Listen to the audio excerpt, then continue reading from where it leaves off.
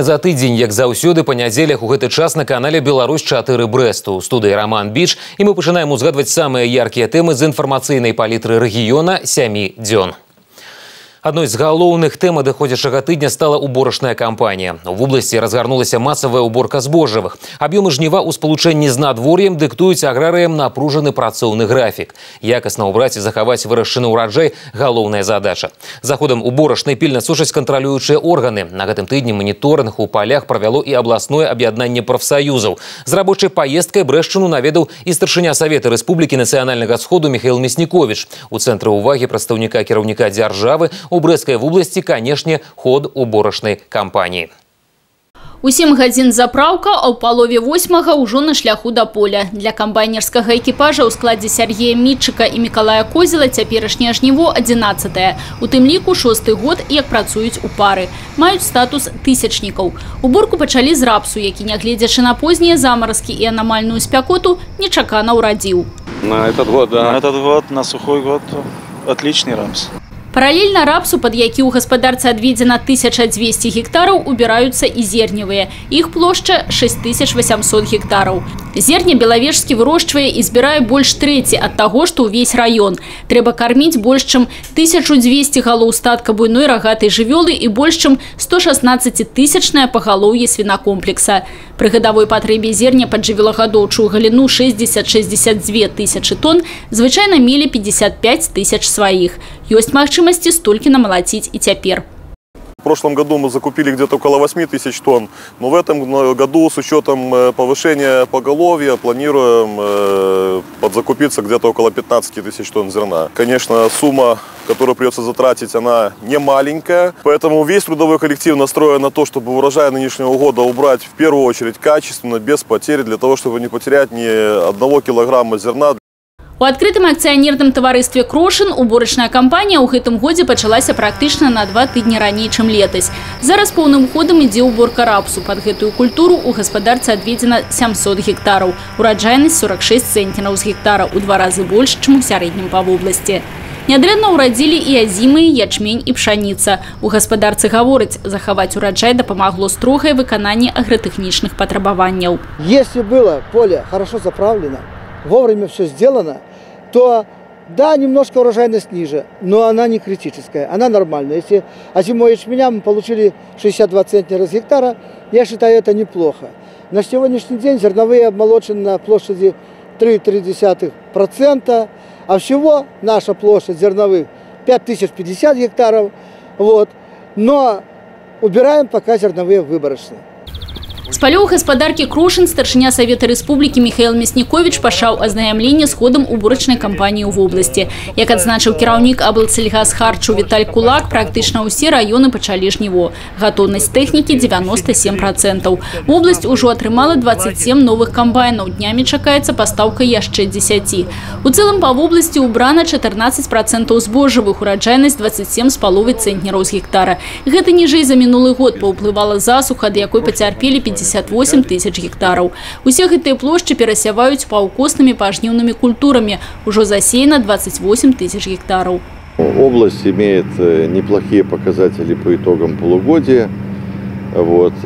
Хорошо добавили по молоку. Уровень подготовки техники, кадров достаточно высокий. И несмотря на ту засушливую погоду, которая была, значит, урожай будет неплохой. Может быть, несколько ниже прогнозируется по зерновым культурам. Но то, что касается кукурузы, свеклы, я думаю, что все будет нормально. На думку Міхаіла Мясніковіча, у Брэсцкай вобласці больш увагі варта надаваць праблемным прадпрыемствам, іх эканамічнаму аздараўленню, тым больш, што такіх на Брэшчыне няшмат. Старшыня Савета Рэспублікі таксама азнаёміўся з ходам рэканструкцыі малочна-таварнай фірмы на баранавіцкай птушкафабрыцы ў вёсцы Новыя Лукі. Акрамя таго, Міхаіл Мясніковіч наведаў шэраг гаспадарак Ляхавіцкага, Ганцавіцкага і Вацэвіцкага раёнаў. Моніторинг жніва вядуць і тэхнічныя інспектары і спецыялісты Федэрацыі прафсаюзаў. Іх мэта не пакараць, а вызначыць парушэнні для таго, каб хутчэй іх выправіць. Система есть. И если сюда, в эту систему, не включается или не вкрадывается человеческий фактор, то, как правило, все делается по инструкции, все делается так, как оно должно быть. Последние годы, вот, если говорить про Брестскую область, то уже 3 года на посевных, на уборочных не было серьезных травм. Это очень хорошо. Это огромное спасибо и руководителям хозяйств, и инженерам по технике безопасности. Ну, естественно, я не могу не отметить и работу председателей профсоюзных организаций. Одна з гаспадарак, якую наведали прадстаўнікі абласнога аб'яднання прафсоюзаў, открытое акционерное товариство «Машераўскі». Каждое утро находимся здесь, на территории мастерской. Вот, ежедневная работа с людьми. У нас произведена 100% выдача спецодежды, плюс дополнительно сейчас на летний период мы своим работникам, тем, кто занят на полевых условиях, выдали облегченную обувь специальную. Мы сегодня приготовили суп гороховый на первое, на гарнир, макароны отварные, котлета и салат из свежих помидор. Еще даем булочку каждый день и даем сметану, напиток. Гарачыя обеды для работников готуюць непосредственно ў самой гаспадарцы. При гэтым амаль 90% выдаткаў на харчаванне бярэ на сябе открытое акционерное товариство. Годныя умовы працы людей – важнейший аспект яе эффективности. И у Машераўскім імкнуцца не адставаць ад графіку уборачнай.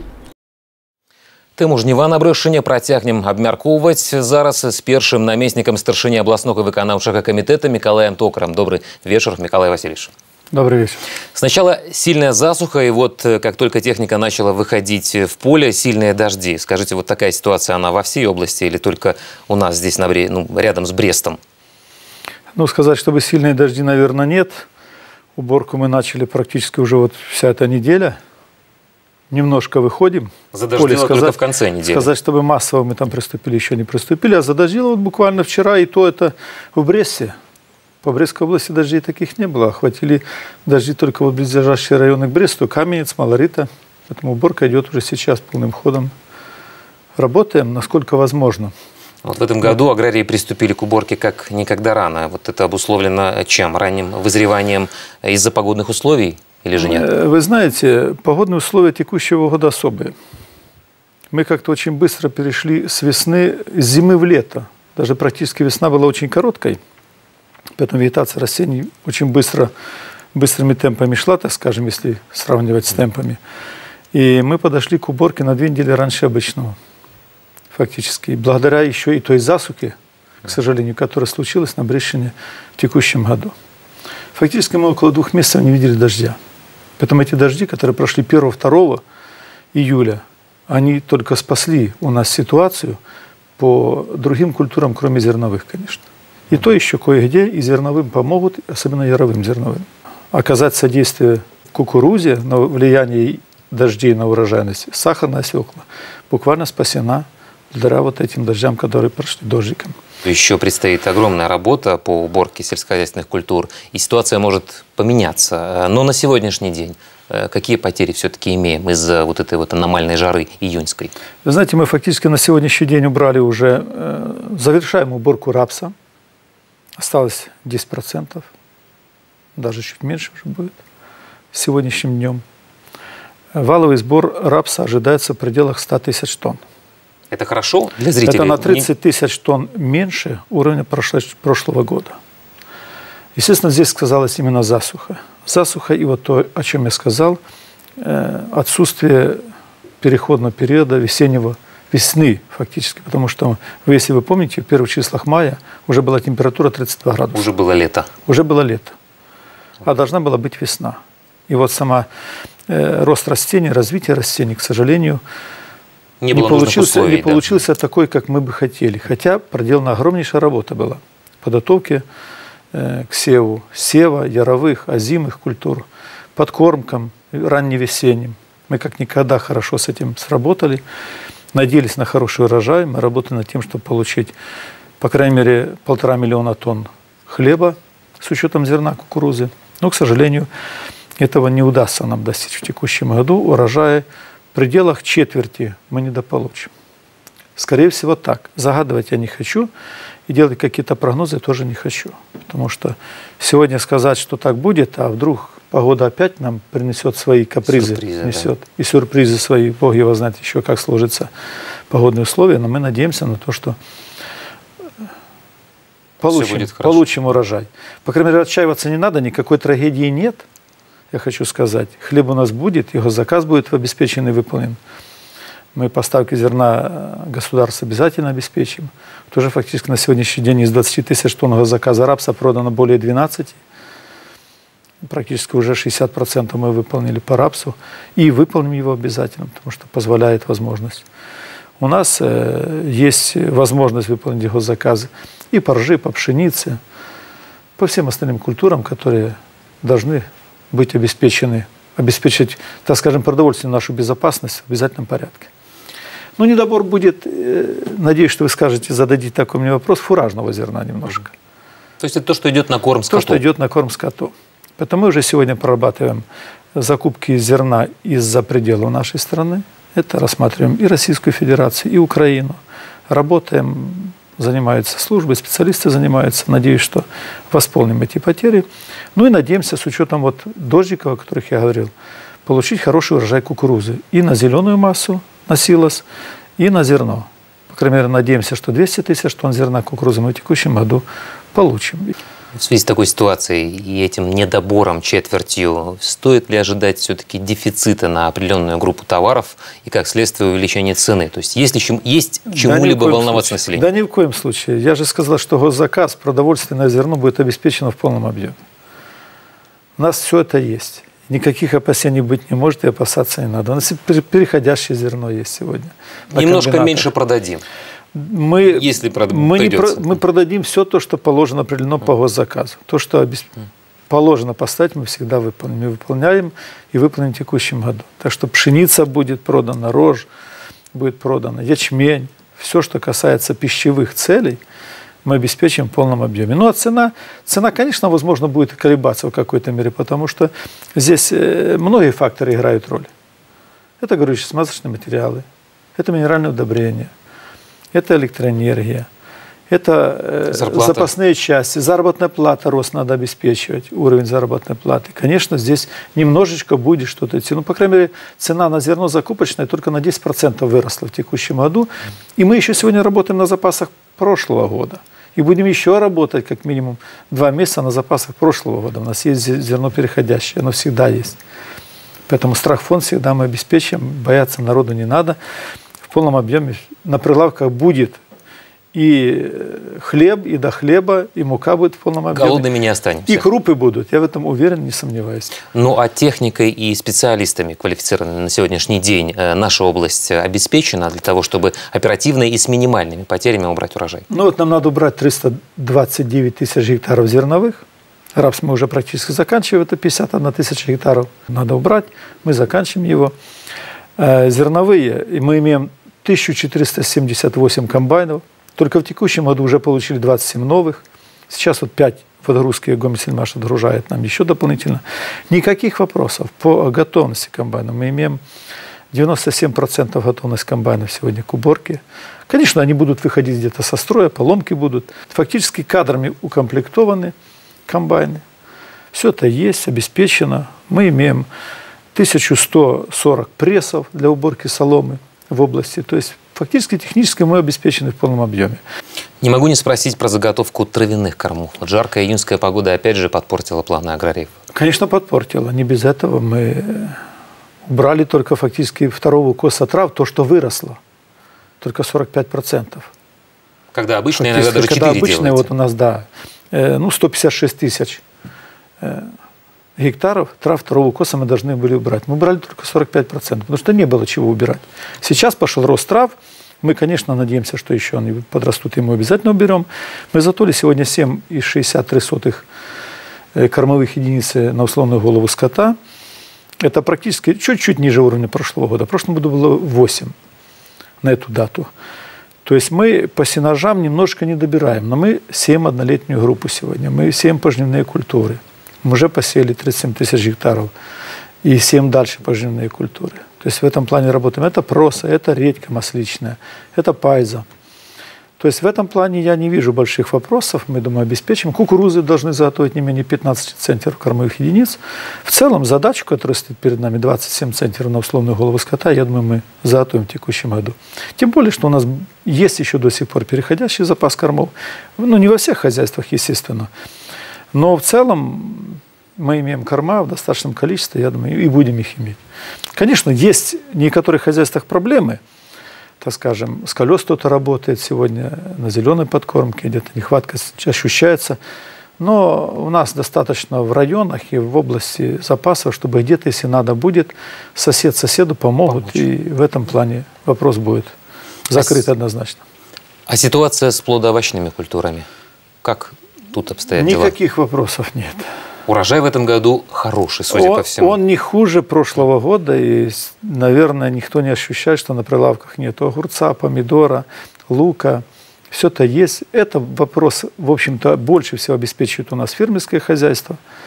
Они и предназначены, собственно говоря, для этого, поэтому проблем никаких нет. И хозяйство занимается, и лук у нас есть, и будет лук, опасаться не надо. Картофеля будет в достаточном количестве. В этом году мы даже выше плановой цифры и высели картофеля. Фермеры очень серьезно занимаются, фермерское хозяйство.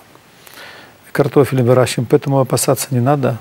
Я глубоко убежден и уверен на 100%, что никаких проблем у нас не будет с обеспечением населения продуктами питания, в частности овощами, хлебом, как мы уже говорили, крупой. Вопросов никаких нет. Что же, спасибо, Николай Васильевич, за беседу. Будем надеяться, что погода будет способствовать нормальной работе брестских аграріев. Будем надеяться. Спасибо. Нагадаю, тему жніва абмяркоўвалі з першым намеснікам старшыні Брэсцкага абласнога выканаўчага камітэта Мікалаем Токарам.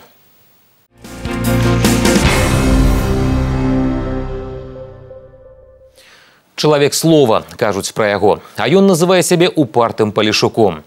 Адразу дзве значныя даты свайго жыцця адзначыў на гэтым тыдні генеральны дырэктар канцэрна «Савушкін прадукт» Александр Саўчыс. Сваё 65-годдзе і 20-годдзе кіраўніцтва самым перадавым у рэспубліцы прадпрыемствам малочнай прамысловасці. Сам Александр Саўчыс заўсёды ўпэўнены ў сваіх пачынаннях. І так было заўсёды. Ад слесара да генеральнага дырэктара працоўны шлях Александра Васильевича. На адным прадпрыемстве з 1998 года. Калі прыйшоў на брэсцкую малочку, знос абсталявання дасягаў амаль 90%. Сённяшні Савушкін прадукт на 99 завод-аўтамат, адпавядаючы сучасным патрабаванням і сусветным стандартам. Одно из ведущих предприемств молочной галины. Это подтверждают те, награды, мишелинские звезды, которые получают продукция. Это высшая награда для молочников, которые занимаются переработкой. И вот уже на протяжении не одного года продукция нашей компании, она добивается таких весомых, значимых побед. Саўчыс не ўтойвае, спачатку было складана. Сёння ўжо ніхто не сумняваецца ў правільнасці абранага шляху генеральнага дырэктара і падтрымлівае ва ўсіх пачынаннях. Сегодня стоять смерти подобно, поэтому мы, естественно, будем шагать вперед. Ближайшие планы – это то, что глава государства разрешил нам выкупить акции Березовского завода и Аршанского. Это даст существенный прирост у нас по количеству сырья. Мы становимся в один ряд с самыми крупными переработчиками Российской Федерации, в которых мы равняемся. У планах на будучае распрацоўка новых відаў сыравіны, пошук новых рынкаў збыту, а гэта і Кітай, і Амерыка, і краіны ЕС. На захапленне часу амаль не застаецца. Вы знаете, я по жизни трудоголик. Если плохо на предприятии, то плохо и мне.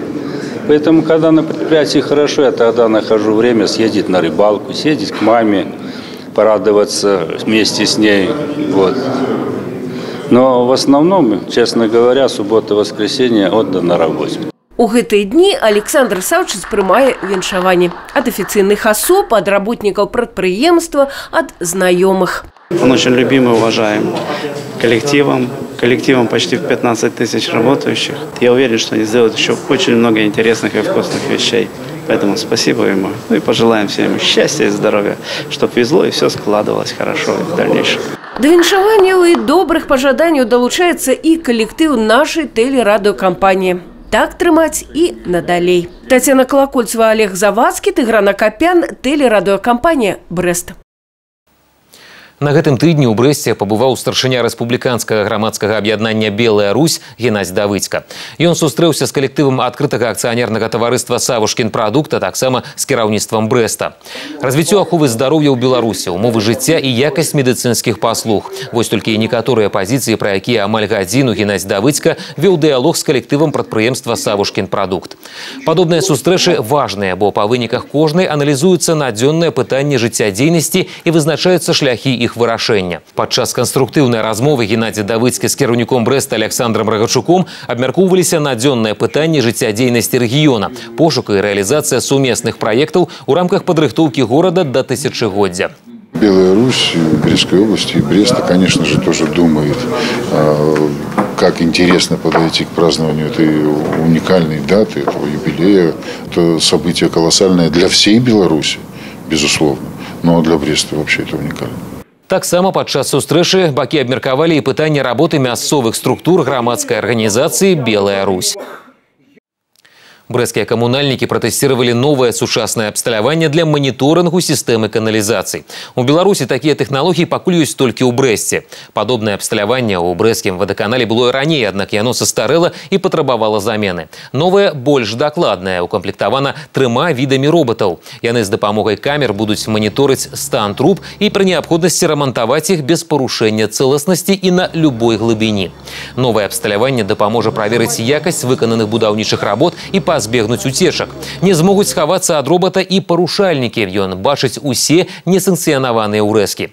Суперсучасныя камеры дазваляюць атрымаць выразныя каляровыя фотаздымкі таго, што адбываецца ўнутры трубы. Имея такое комплексное вооружение, нам позволит гораздо быстрые сроки исполнять работы по ремонту водопроводных канализационных сетей, ну и также подавать чистую, качественную воду горожанам нашим. Кошт новага комплекса 430 тысяч еўра. Набыты ён за грантавыя сродкі ў рамках праекта рэканструкцыі ачышчальных збудаванняў. Мадэрнізацыя водаканала на гэтым не завяршыцца. У гэтым годзе на ўзбраенне камунальнікаў паступіць яшчэ новая каналапрамывачная машына, якая дазволіць прамываць каналізацыйныя калектары дыяметрам звыш 500 мм. На гэтым тыдні ў Беларусі стартаваў другі этап уступнай кампаніі. Вышэйшыя навучальныя установы пачалі прыём дакументаў. У прыёмных камісіях брэсцкіх універсітэтаў пабывалі нашых карэспандэнты. Застаўся апошні, але такі важны крок – выбар прафесіі. У Брэсцкім дзяржаўным універсітэце імя Пушкіна ўжо ў першы дзень прыёму дакументаў наплыў патэнцыяльных студэнтаў. В этом году в первый день очень много абитуриентов. То есть это говорит о том, что наш университет действительно пользуется большим спросом, так как имеет заслуженную репутацию. Ну, связано это, скорее всего, с тем, что мы действительно выпускаем высококвалифицированных специалистов, которые требуются везде. У руках учарашніх школьнікаў папкі з неабходнымі дакументамі. Колькасцю набраных балаў на цэнтралізаваным тэсціраванні абітурыенты дзеляцца неахвотна, баяцца сурочыць, але свае шансы на паступленне ацэньваюць станоўча. Первый раз на эколога поступаю, на биоэколога, то здесь вот интересно и вот и хороший университет, и я решила здесь поступить и обучаться на эту специальность. Мы подаем на физическую культуру, спортфак, ЛФК. Думаем, что пройдем, сейчас еще у нас где-то около 200 баллов, еще будут спортивные нормативы. Выпускнікі профільных педагагічных класаў, медалісты, пераможцы алімпіяд могуць паступаць на педагагічныя спецыяльнасці без уступных іспытаў. Аднак, каб скарыстаць такую магчымасць, выпускнікі профільных педкласаў павінны паспець падаць дакументы да 14 ліпеня. Менавіта так зрабіў Владзіслаў Макарэвіч. Хлопец паступае на гістарычны факультэт. Я учился в профильном классе, где на повышенном уровне изучались всемирная история, история Беларуси и обществоведение. И вот за 2 года это мне понравилось. Брэсцкі дзяржаўны тэхнічны універсітэт сёлета прапануе абітурыентам 28 спецыяльнасцяў. Сярод іх 3 новыя. Адкрыццё такіх навінак толькі павышае цікавасць моладзі. Сейчас можно говорить о том, что вообще в принципе направления технические, они востребованы, потому что всегда у нас очень, несмотря на объективные порой сложности, мы распределяем выпускников, мы даем первое рабочее место, поэтому технические специальности традиционно популярны. Факультет выбрал машины и аппараты пищевых производств. У нас сегодня в стране очень развита пищевая промышленность, и поэтому этот факультет и специальность будут очень востребованы, и я найду себя. Прыём дакументаў ВНУ на бюджэтную форму навучання працягнецца до 17 ліпеня, на платную до 4 жніўня. Падзеі Першай сусветнай вайны узнавілі ў Івацэвіцкім раёне. Тут прайшоў фестываль военно-гістарычнай рэканструкцыі «Выганашчанская фартэцыя». Разам з сотнямі гледачоў за эпізодамі баёў лета 1917 года назірала і наша здымачная група.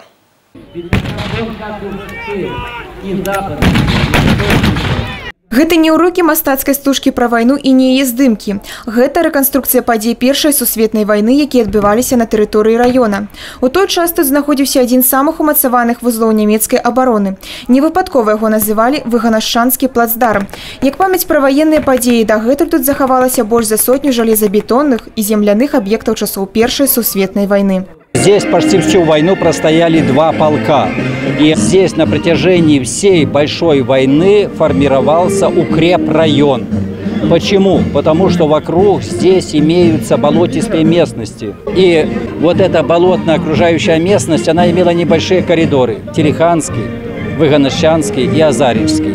Вот именно Выганашчанский, он очень бдительно охранялся германской армией во избежание прорыва и окружения.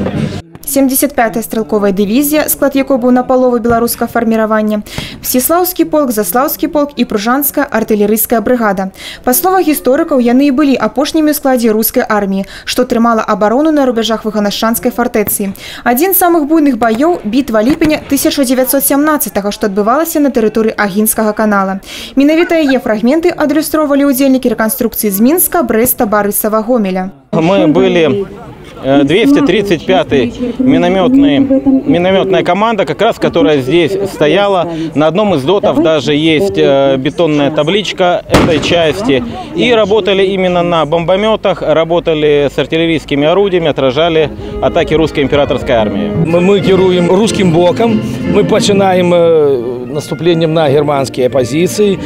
На нас приданий жаночий ударний батальйон. На мне сапраўднае ўзбраенне рускага офіцера того часу. Непраклинна повинна була шашка бути обов'язково. Револьвер, наган, свисток, яким подавалися команди, сапраўдний свисток того часу. Я сегодня в форме британской сестры милосердия. Это британский королевский госпиталь королевы Елизаветы.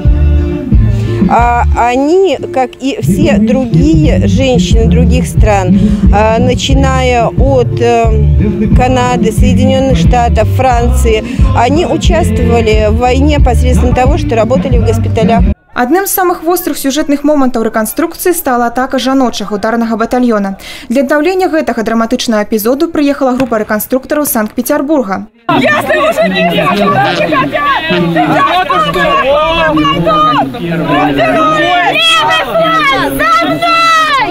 У завяршэнні жорсткіх сутычак урэшце перамір'я.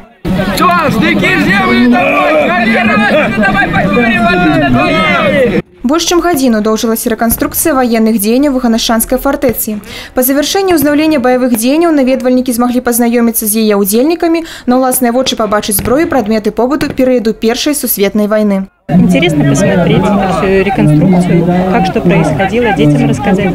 Кто интересуется историей, для них, наверное, вот интересно, что действительно все происходило. И как бы на этих же местах, вот наших местах. 4-й год запар Выганашчанская фартэцыя прыходзіць у Івацэвіцкім раёне і за гэты час стала сапраўднай яго візітоўкай.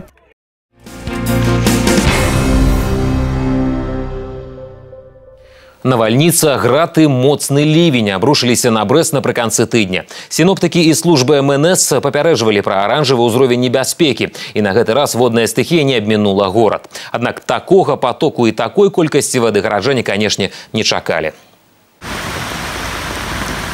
Беларуская Венецыя. Без перабольшвання можна было назваць Брэст учора ўвечары.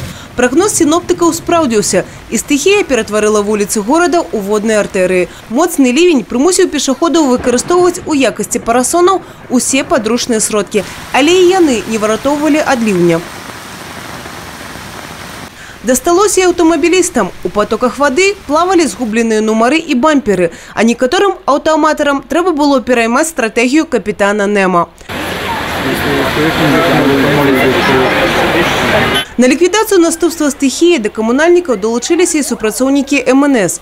На линию 101 города Бреста поступило более 200 звонков от жителей областного центра о подтоплениях территорий подворий частных жилых домов, подвалов многоквартирных жилых домов, административных офисных зданий, участков улиц. Преимущественно звонки поступали из центра города. Глубина подтопления местами составляла до 80 сантиметров. У вялікім заторы на праспекце Машэрава апынуліся і грамадскі транспорт, і аўтамабілі. У гэты раз да добра вядомых вуліц Пушкінскай і Гоголя, якія першымі рэагуюць на моцныя ліўні, далучыліся бульвар Шаўчэнка, Маскоўская, а таксама Чырвонагвардзейская і Сікорскага. Ліўнёвыя каналізацыі ізноў не прайшлі праверку стыхіяй. Не дапамагла і мадэрнізацыя, якая адбылася некалькі год таму. Ни одна ливневая канализация в мире не рассчитывается на залповый сброс воды. А вчера произошло выброс воды порядка 80% месячной нормы. И поэтому город встал. Появились подтопления. Для того, чтобы таких вещей не было, это как минимум надо в 2 раза увеличить все диаметры в городе ливневой канализации. Это просто технически немыслимо и очень дорого. На некоторых участках вода сошла за годину, на некоторых спотребилася значно больше часу. Евгения Мороз, Александр Сивицкий, Тыгран Акопян, телерадиокомпания «Брест». Напярэдадні ў пінскім гарадскім парку адбыўся фестываль «Яснае лета». Ініцыіравала свята прадпрыемства «Белтэлекам» пры падтрымцы тэлерадыёкампаніі «Брест». Нягледзячы на тое, што час ад часу цёплы ліпеньскі вечар акрапляўся дажджом, у гарадскім парку было ажыўлена і весела. Цудоўнае свята пад сімвалічнай назвай «Яснае лета. Сустрэча сяброў» арганізавалі вядучы аператар сувязі ў Рэспубліцы Беларусь «Белтэлекам» сумесна з тэлерадыёкампаніяй «Брест». Прежде всего, музыкальный фестиваль «Ясное лето» – это фестиваль, посвященный нашим жителям, нашим коллегам, нашим друзьям, нашим клиентам, потому что большинство из тех, кто присутствует сегодня на празднике, это наши клиенты или настоящие, или будущем. «Ясное лето» – это праздник друзей. И бренд «Ясно» всем знаком, не понаслышке. Услуги, которые мы представляем под брендом «Ясно», в пакете «Ясно 35», например, они есть у большинства наших потребителей. Поэтому, естественно, что к нам приходят сегодня в гости, зная, зачем идут. Профессионалы выбираюць і давяраюць толькі прафесіяналам. Таму вельмі прыемна, што Белтэлекам і тэлерадыёкампанія «Брест» другі год запар праводзіць гэтае свята. Я спадзяюся, што гэтае свята прыйдзецца да асалоды і пенчукам, і што гэты дзень яны будуць увасобліваць менавіта з ясным летам, і ўсе будуць з усмешкамі. А усмешкі і сапраўды не сыходзілі з твараў пенчукоў. Шыкоўную праграму, поўную сюрпрызаў самага рознага кшталту падрыхтавалі арганізатары фестывалю. Нікому не давалі сумаваць і музычныя калектывы «Музарт» без білета ні скіз.